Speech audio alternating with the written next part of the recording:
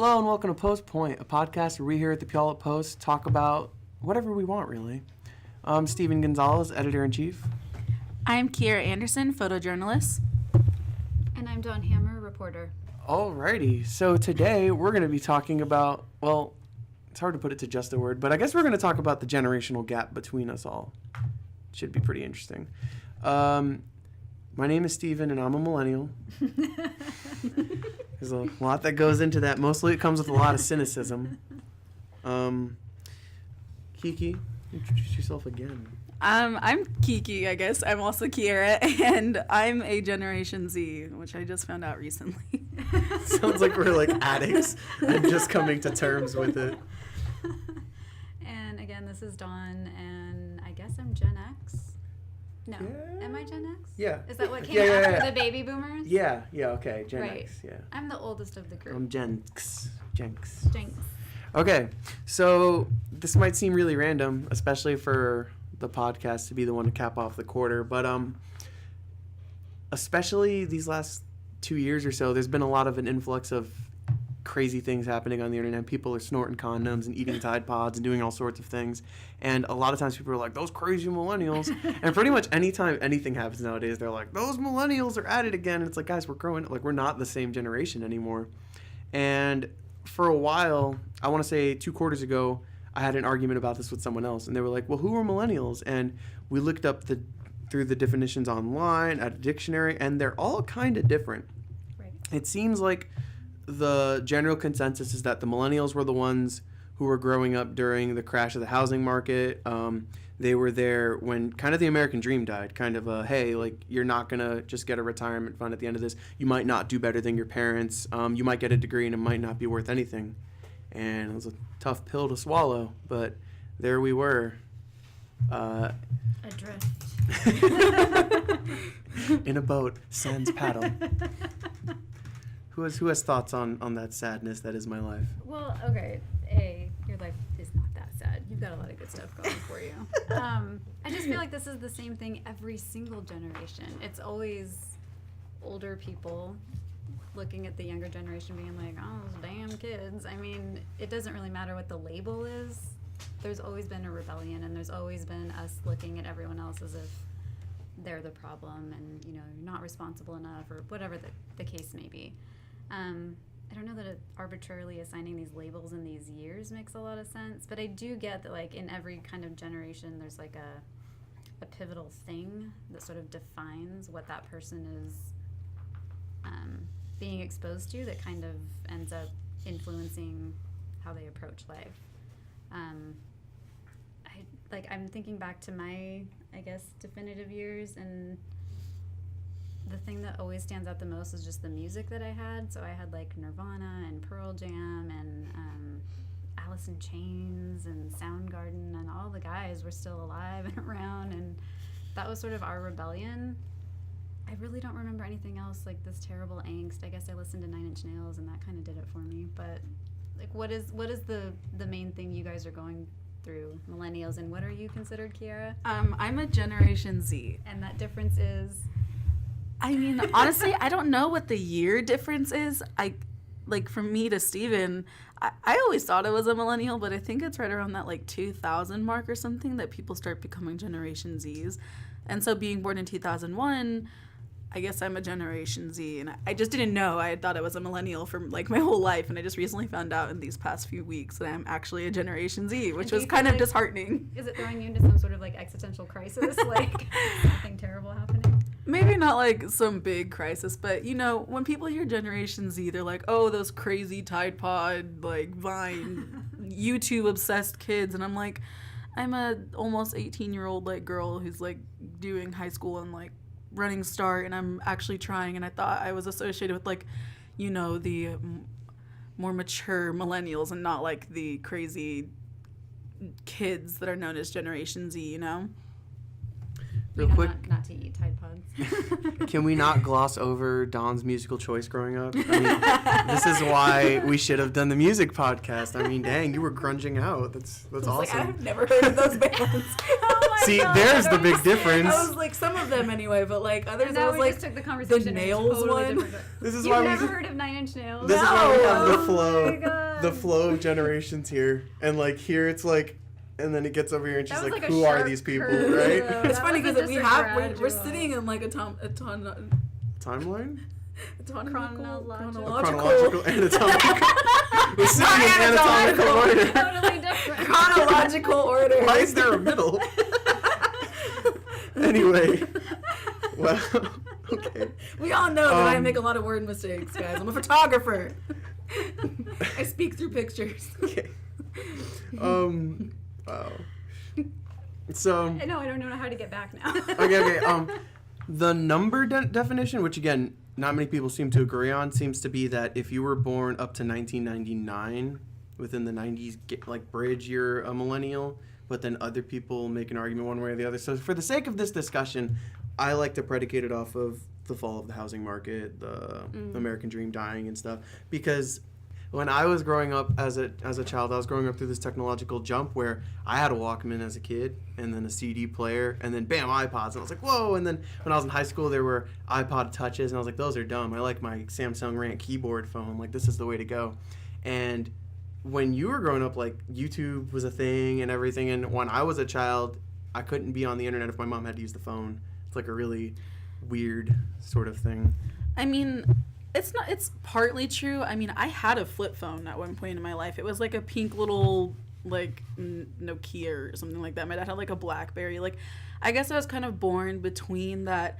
We're going from, like, flip phones and, like, old, like, VCR things to, like, DVDs and iPhones and stuff. Like, I remember getting, like, the iPhone 3 or something like that. Like, and it was, like, this cool new high-tech thing, and we look at it now and we're like, that is, like, a thin brick. Like, what is this thing, right? And so I feel like I'm definitely being born in 2001. I'm definitely kind of in the middle of, you know, true Generation Z and, like, true millennial, which is where I was like, oh, I guess I am these people that I didn't actually really grow up with, if you think about it. Like, my brother was born 8 years after me, and he's a Generation Z, so I don't have that same sort of, like, connection with him. He likes, like, musically and stuff, and I'm like, this is dumb. Like, you know, like, certain things that people think I like just because I'm born at a certain time doesn't always correlate, especially with a lot of people around my age group. We all have these, like, kind of concise idea that we really feel like we're in the middle ground and we don't really know where we fit. It's like we're kind of forced to be one, but then millennials don't take us in either. So it's like Steven shakes his head and tells me no. Well, now you're complicating things, Kiki. You just point? choose your side. No, just- I'm gray. But isn't that kind of always the case? People want to box you in and give you a label, and all of a sudden the characteristics that seem to be prevalent through maybe some of that classification, they don't fit you. Like, that never works. That's part of why I have such a problem with this. And like, I take the whole thing with a grain of salt. Everything's kind of a joke to me. Yeah. Which is why I didn't even know what generation I was supposed to be a part of. I don't know. I feel like I was part of the grunge era, and like that's how I identify. I didn't know that was Gen X. It's funny because you're not grunge looking at all. Well, I know, I'm 40 and a mom of 2. we're learning so much about Dawn today. But I will say, so like from my age perspective, one of the complaints that you guys are probably familiar with hearing about millennials, lazy, not ready for the workforce, entitled, that's a word that's thrown around a lot. And I will say, I can see, Steven and I were having a little bit of this conversation before this started, like, I was not raised in a way that allowed a lot of room for me to whine and complain about things. Like, it was like, life is kind of hard and you should probably expect that and, get over it a little bit. Like, there's a lot of having to, I think, tiptoe around people and be very sensitive to things, and I don't know that that's necessarily great for introducing people to the real world, but do you guys feel like that's totally undeserved, some of those like characterizations of quote unquote millennials? So kind of what you just said previously, this really all needs to be taken with a grain of salt. I mean, a lot of it isn't going to correlate to who you are as a person, because those are things firmly associated with millennials, that they're lazy, they're entitled, they're undeserving of what they think they deserve. They just think the sky's the limit for them, and that's not the case, and you have to work at it and whatnot. when I was growing up, there was nothing to be entitled to. I don't know what, like, every time I hear millennials are entitled, I'm like, what are we entitled to? Because I was raised into a household of debt and a single-parent household and struggling with kids, and we had it hard my entire life. I remember I always have this distinct memory in freshman year of high school where I got a partial scholarship to Oxford for acting because back then I wanted to be an actor, and I thought it was the coolest thing in the world, and I brought it to my mom, and I was like, Mom, I got this partial scholarship. They're willing to pay for 50% of my tuition and like all the fees and to get me to Oxford, and I can do this and I can be an actor. And my mom looked at me and she was like, can't afford the other half though. Right. And I was like, what? And she was like, it's not a full scholarship. It's a part. I can't afford the rest of that. Like, what makes you think I can afford that? And it was at that point I thought to myself, I said, yeah, like life's going to be rough. Life's going to be really hard. So when people mention millennials being entitled and lazy, maybe that is the group consensus, but anyone I know in my age range is hardworking. I mean, Elisa's a millennial. She doesn't come off as lazy. Right. You know, I don't think any of us walk around with a specific sense of entitlement. When I think of generations that have a specific sense of entitlement, honestly, I think of the baby boomers. Because, and I know there's like nobody here to defend that, but no, they were the ones that sort of caused this decline in our economy, and they came in with all this debt, and we all had to do this thing where we started paying to push forward to help everyone's retirement. And then by the time my generation came around, they're like, yeah, we're not doing that anymore. You're all gonna have to fend for yourselves. So it's like, I don't know, someone you knew fell down, you picked them up, and then you fell down, and like, you got to get up on your own though. Like, I'm finally doing better, so like, you're gonna have to figure things out. And from then on, that's kind of how it's been. So I think one of the things that makes people confuse millennials and Gen Zers, and that we do share this burden of, we kind of have to figure things out alone, because up until this point, there's been this solidarity of like, generations look after each other. What are we gonna do for the future generations? I kind of stopped with ours. Like, they were like, you guys are crazy. You better figure this out, because we're retiring. Deuces. Like, we're gone. I also just had like a small little question. What like time frame or age range is like baby boomers? Let's see. I had it pulled up. Do you know at the top of your head, Steven? 54 to 72-ish. It's pretty much the prime of the 60s. Yeah. And so the thing, like what Steven just said, which is fascinating, is that like grandparents. Yeah, your grandparents. Okay. For me, it's my parents, right? I feel like there's definitely a lot of that, like, we had to work hard, we had to do this, and I earned my retirement and my picket fence and my 1.5 kids, you know, like, all of that. And when you use the word entitlement, I mean, that was stuff coming down from the government saying, we're going to take care of you. And then the government not providing that. This is, like, going to get on a totally different conversation. But the government then taking that away and making it fall onto the taxpayers who, you know, I think...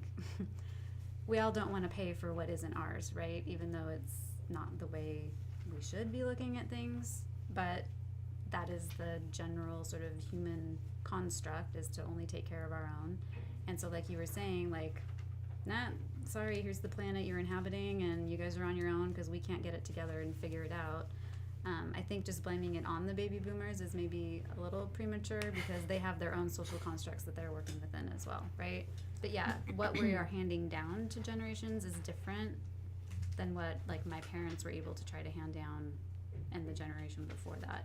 I think right now what's hard is that there are so many people with so many degrees all trying to do the same thing, and there's too many people and not enough jobs. And that's, I think, the real travesty of what, like you were saying, the baby boomers kind of handed down to their kids, is just too many people, not enough space.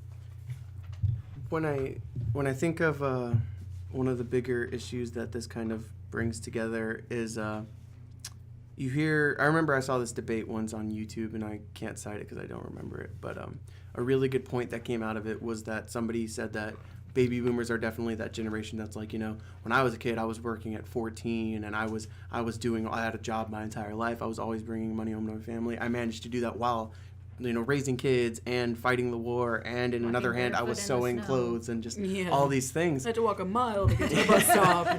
But the thing is, the world has changed astronomically, so right. It's so easy to be like, you know, I've been working since I was 14. In this day, I have a close friend that has a master's in electrical engineering and a bachelor's in robotics and delivers pizza. In fact, he just got laid off like 2 weeks ago or so. So he doesn't have any job right now, and that keeps me up at night because I am getting a degree in arts. Basically, I'm a writer, and I have a degree towards that. And if a man who can build a robot cannot find a job with his degree, what am I supposed to do with my paperweight? You know, so it's so easy. It's easy for them to be like, you know, I was working since I was, you know, a child, where in that generation, I think the requirements for getting a job were, are you a man and do you have both arms and legs? Yeah, you can get a job here. Well, yeah, and you there know? was a manufacturing job to get. We don't even have the same industries available anymore where you could get a good job that offered a pension and healthcare benefits without anything more than a high school education. Yeah. That's dead and gone. And so the expectations of what you need to come into the workforce it's ridiculous. Like, they want you to have a master's and 5 years of experience, and you're like, and how would you like me to get that experience? If no one will take If me you in. won't give me the job. It's the too many people. So it's totally different what you guys are getting sent out there with as what even for my generation, which was only 20 years ago, which I know sounds like a long time, but it really wasn't. But so much has changed. You guys were talking about all that technology. Like, I had a Game Boy. I played Tetris. That was about the epitome of it, right? Like, Shout out to Tetris. right? I can't go wrong. But I'm just saying, I didn't know how to operate all this stuff, and quite frankly, I still don't. So it's like you have the world at your fingertips, but it's also seriously limited. I also think that another interesting point to bring up is we keep talking about like technology and how that's really like advanced our generations in a vastly different way than previous, but it's also kind of funny because a lot of people blame technology as our like laziness, and we're all just on our cell phones and we're all just like on Instagram and doing all the sort of things. And I'm like, yeah, sure, we're on Instagram, we're on our cell phones, but our cell phones are also some of the time, like, that's the way I get my photos out there. That's how I get jobs and money. That's how people make money from YouTube. Like, our way of work is maybe not the same way you work, but that doesn't mean that we're lazy just because it's something on our phone. Like, yeah, we might not have to physically get up and do other things as much, but it's also a lot of work to put yourself out there and like be confident enough to let the like thousands of millions of people see your work and criticize you. And in a lot of ways, just because we're technologically advanced and things are easier in other ways, like, yeah, we have like, I mean, this is really old, but like, yeah, we have like electricity and stuff and things like that. Like, we're that's not what I mean. Like, I know That people, our darn grandparents generation.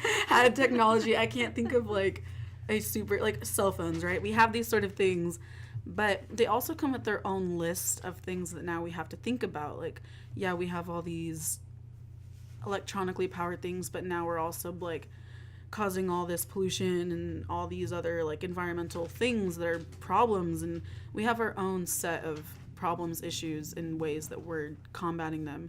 And just because they're different doesn't mean we're lazy or stupid or any of those other terms that are associated with like millennials or Generation Z, or like basically people who are more technologically advanced than those prior, you know? You guys actually have, although a lot of challenges that maybe weren't there to prior generations who were just graduating from college, you also have different opportunities than any of us have had before. So like Stephen, you were saying, what am I going to do with my writing degree? I almost feel like right now is the best time to be someone creative, like a photographer or a writer, because you don't have to go find a publisher in New York to publish your work. You have options for pushing your work out there in so many other ways that even 10 years ago were not available.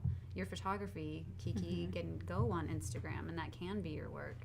And I think it is interesting to hear you point out that, like, it might look like I'm just on my phone surfing the web, but technically I'm working right now. Like, I am hustling, right? I'm hustling to get my stuff out there and to get money for that work. And I think the other thing that's interesting, too, is that anyone who's sitting there complaining about how much you guys, whoever you guys are on, like, social media are also the same people who have probably ruined Facebook for their kids because they're on there 24/7, like, posting pictures of their grandkids or whatever. So, I mean, to be fair, we're all equally addicted to social media and all of the technology that's out there. And I think it's totally valid to say that, like, you guys are using it in a way that's really powerful, and we may not always see that.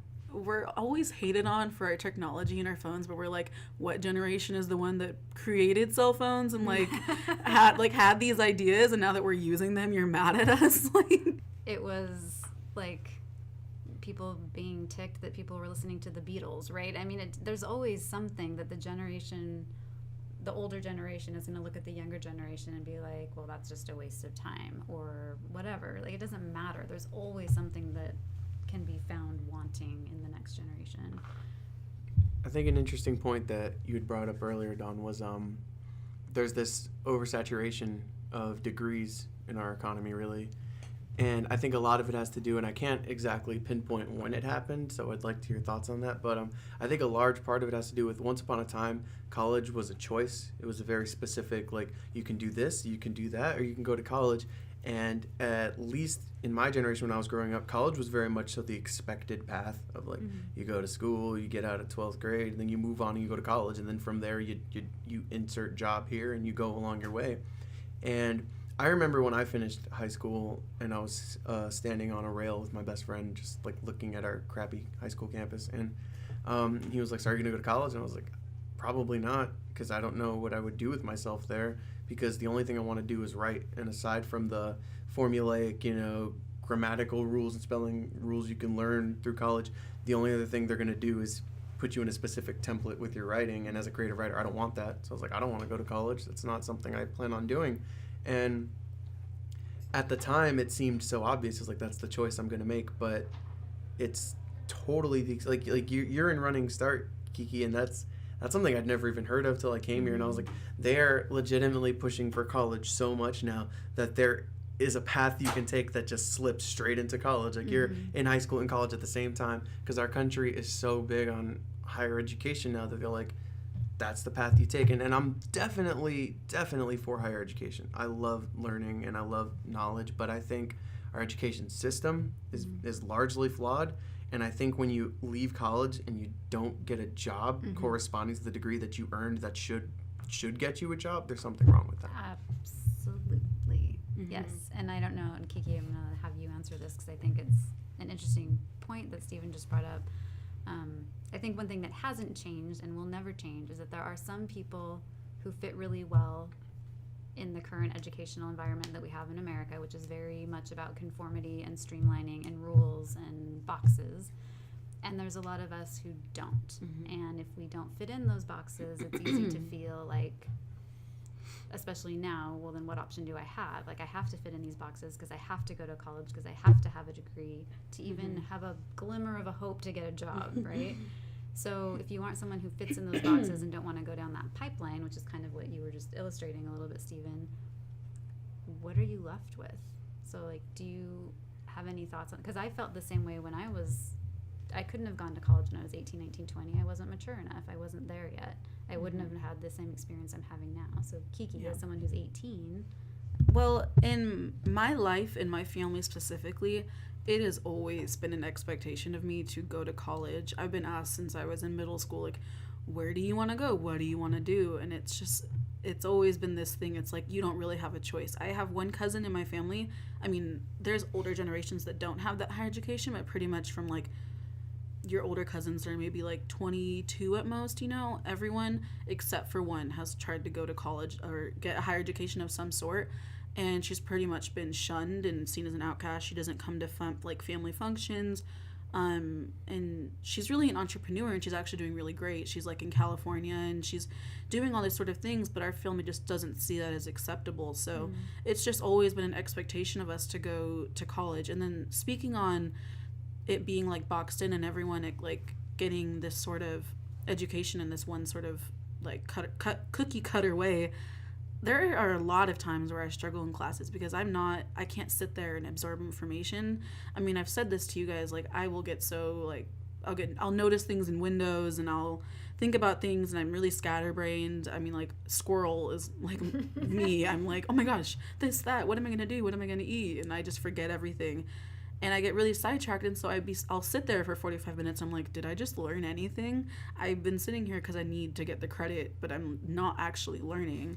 Like, this is just, I don't even know, like, what was the point, And then there's other classes where I feel like I'm doing hands-on stuff, and I'm with someone who talks to me as if I'm an equal and not like they're lecturing to me and like they're a professor, and treats me like they want me here and like they want to be here, and I'm doing hands-on activities, and we're not shunned for talking or something. Those are the environments that I'm a lot like better, and where I feel like I can actually like stretch my arms a little bit and like be the creative person I am. I mean, I'm definitely a creative individual. I love like painting and like dancing and photography, of course. I mean, all those sort of things, but I also really love science. I mean, I want to go into the medical field.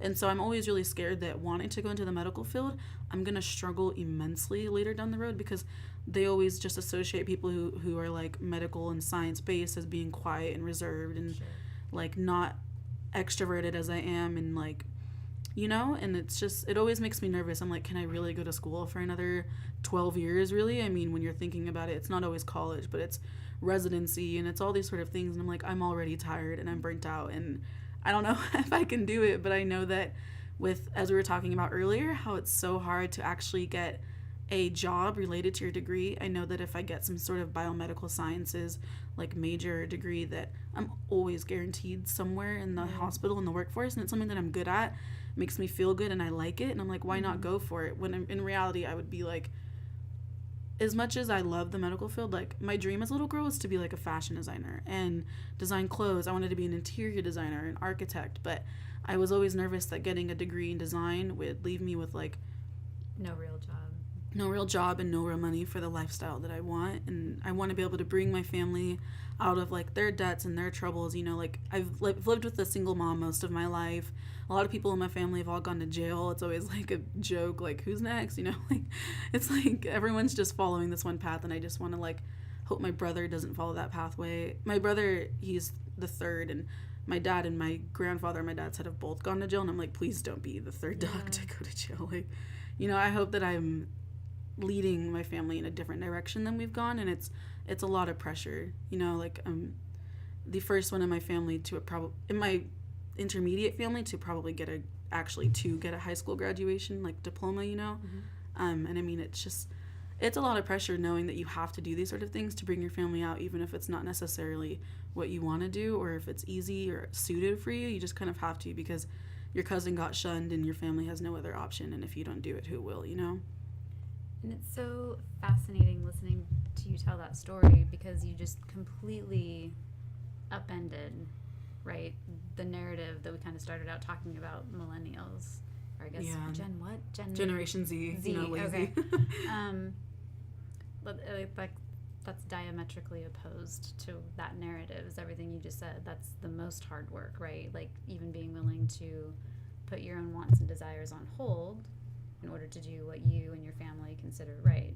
And I think, Stephen, is kind of what you were alluding to as well, talking about like, yes, there's that pipeline and that path, but you also grew up in a household with lots of kids, single mom, yes, and wanting to do better than that and make it easier on either yourself or maybe who might come after you, right? So that's like totally opposite of what this narrative is. And I feel like that is the takeaway, is that everyone needs to remember that we all have our own struggles, and people might be doing something differently than how we did it a generation ago, but that's not a bad thing. Like I see how much creativity there is right now and how much opportunity there is to be a freelance whatever you want to be that was just not there 20 years ago. And yeah, like why couldn't you be a photographer and a fashion designer and a biomedical student? Like that, I think, is the cool thing right now, is that there are so many opportunities available. There's always opportunity where other people see limits. And I think that's kind of like the thing that you guys have going for you right now, where I certainly didn't have all these options 20 years ago, which is why I'm happy to be in college now, because I feel like I'm just taking advantage of the stuff that you guys have helped create. Yeah, it's really easy to look at your generation to be like, man, I would rather be in this generation because I feel like they had it easier because of this and that. But really, it really comes down to what you just said, Dom. Like every generation has their own troubles that they're going through and that they went through. And I don't know, you reach a certain age where I guess you just want to complain about the generation coming afterwards, which honestly makes all the sense in the world, because I complain about Gen Zers very frequently, and yet I find myself working with, I don't know, 80% of our staff are Generation Zers. We just take it. It's just, there is, I think, a lot of the annoyances that come up with when people mistake Gen Zers for millennials and vice versa, at least in my eyes, is that there is a lot of similarities between the two when compared to the other ones. I mean, when my generation was coming around, technology was on the rise, and as your generation came around, like it's like being honed and perfected, and we are technologically savvy. My mom uses Facebook. I think my mom just got a Snapchat a couple months ago. Oh man, and she's the ahead first of me. I will the never first couple do it. snaps I got were just like various videos that clearly she didn't mean to start, but she sent anyway. And she's finally getting to a point where now I just get random videos of my nephews and stuff, and I'm just like, oh, cool. Okay. Stuff. And then she'll Facebook me like, did you see the video I sent you on Snap? And I'm like, this all works in the same instance where you get a notification regardless, Mom. It's okay. And then I think of my dad who will call me and then leave me a voicemail, and I'm like, please stop leaving voicemails. And he's like, well, I need you to know I called. I was like, Dad, we live in an age where my phone keeps a log of who called, like when they called, the day, the time. Like, I'm good. I will get back to you. It'll remind you to bizarre. call them. Like, you don't have to ask it to. I just ask that you guys be patient with your parents. Just know that we're trying so hard. My and grandma just- still calls text messages emails. I emailed you, and I'm like, no, you didn't. Oh, yeah, you did, Grandma. And my mom and stepdad, they're the ones that any kind of online like lead speak is done in all caps, like L O L. I'm just like, I don't know. At least I definitely handle online talking very differently because I still write like I talk. But if I do anything like LOL or anything, I just include it in the discussion. I will end it with a period and everything, and it's just all lowercase. But anytime I see someone write anything like that, like LMAO or anything, it's in all caps. I'm like, you're a lot older than I am. Yeah. That's that sign. There's a lot of connotation nowadays with grammar online and like how you're saying it. Like if you have a period at the end of your sentence, that means you're mad. Yeah, I don't understand that. People always take my texts or anything like, and they think I'm angry because I use proper You're too punctuation. formal, Yeah. Steven. I honestly think it has to do with if you put a period, it's almost like you're ending the discussion and that's it. But if you don't put a period, it's texting. You just keep going, and it means I want to continue talking to you. But if you put a period, it's like that's it. That's the end of my sentence. There's no going back. Like, Well, see, But this that is a- the end of my sentence. Right. And plus, I mean, you're just adding all sorts of fuel to the fire for how bad communication is yeah. over any sort of non-face-to-face anyway. So now if I have to start examining the nuances of every missed punctuation, I mean, oh God, no. Can't do it. Which is the frustration. I mean, we've had a talk about this before where now I have to not only look at what I said, but how I said it. Did I include the proper emojis Right. to Yeah. entail To my make point? sure. Is this emoji viewed in the same way? And even from our generation, there's a difference. I remember I sat down with you and CO the other day, and I was like, so the upside down smiling emoji, is that like sarcasm? And like, you have to have these talks because you got to make sure you're doing it right. Because what it means to you could be totally opposite to someone else. Yeah. Like, why are you insulting me over... On like a funny note, every time you put the smirky face emoji in our Slack chats, Dawn, I laugh so hard. Like, that's not what the smirk emoji is typically. What is it supposed to mean? This is awesome. This is where we should have started this conversation. The smirk emoji is usually like has like a sexual connotation to it. Oh, so. well, then I'm definitely going to keep using it. Because that should always be a part of the post conversation. Again, now I'm confused because I thought the smirk emoji was like post clapback. Like I just That got too. the last word on something. But people will put like How can it be eggplant both? smirk emoji. How can it be both? It I depends don't on what you're putting understand. with the emoji. Like, Oh, this is going to be fascinating to bring home to my husband because we send each other the smirk emoji all the time, and that is not supposed to be sexting. That is supposed to be like, I'm being sarcastic about something. crying. Okay, that's how you're taking The it smirk too? emoji to me was always like I just said something sarcastically, Yes. or I just said something that made you look dumb, so I'm laughing about it. Like it was always Right. like a ha, like a little nudge, a rib, and now it means sexual stuff. I send my mom smirk emojis No, for like, God's man, sakes. see, Like Only- we can't have this. I guess it comes in context, but typically, like, I've always noticed, like, I don't know, like, you'll put the smirk with, like, the eggplant emoji, and you're like... And that's another I've thing. never I included don't. vegetables. With I don't even want to get into this. I Yeah, we should sway. just want to say really quickly that if we're using the eggplant emoji for what people tend to use it for, why aren't we using a banana emoji? Like Isn't that the more 'Cause the obvious eggplant one? one is Exactly. a lot... and on that On note. that note. So thanks everybody for listening to Post Point. This is the last podcast of the quarter. This was something new we were trying out. I really like it. It seems like the other staff members are liking it, so I think it's going in the right direction. Please like, comment, subscribe. Our Facebook, our Twitter, our Instagram. The links are all in the description. We're trying to get a Snapchat started. It's up and running. We have a link to all that on our Instagram as well, so be sure to give that a follow. We have some shenanigans going on there. And a big old smirk face emoji to all you guys listening. We love you guys, and thanks for tuning in.